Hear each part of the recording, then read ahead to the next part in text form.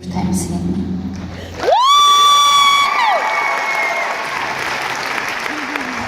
Sorry, Joel! Thank you for coming out. My real name is Jewel. I get asked that quite often, so I just thought I'd get that out of the way. These are my real teeth.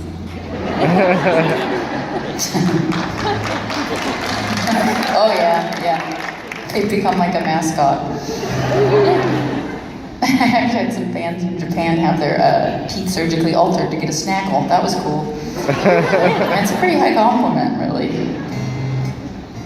From Alaska, which you guys probably know, my family were pioneers that helped settle the state.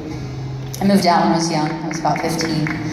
My mom left us when I was 8, and my dad took over raising us, which I was very grateful for. He moved us back to the ranch where he was raised. I was raised in a saddle barn, which is kind of cool because I actually get to tell my son one day that I was raised in a barn and I can use the rope.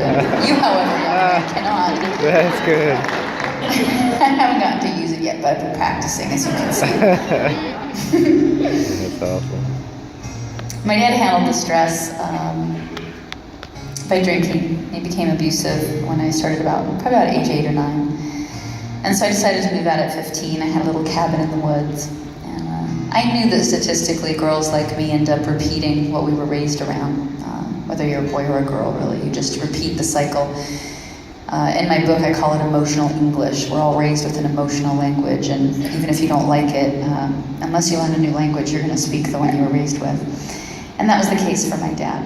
And so I decided to move out, and I was going to try and not be a statistic. I knew statistically, I should probably end up in an abusive relationship or on drugs or in a ditch or on a pole or some combination of that whole thing. And I was hoping to avoid it. And so I looked at the idea of nature versus nurture. I luckily had had a teacher in about 8th and 9th grade who got me into a lot of the Greek classics, and I had read a fair amount. And I knew about this idea of nature versus nurture. And we had a bunny when I was growing up. Its name was Caramel. And it thought it was a chicken because it was raised with chickens. Since it was a tiny little baby, it was the only safe place on the ranch, was in the chicken coop. And so it never knew another bunny. It would peck at its food like a chicken, and it kind of waddled funny, it didn't hop.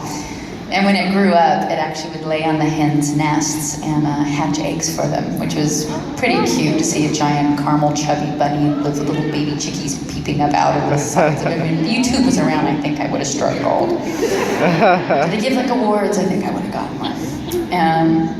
But it struck me when I moved out at 15. I was like, what if I'm a bunny that thinks it's a chicken? Like, how will I ever know my real bunny nature if I didn't ever know another bunny? And if happiness wasn't taught in my home, is it something that could be learned?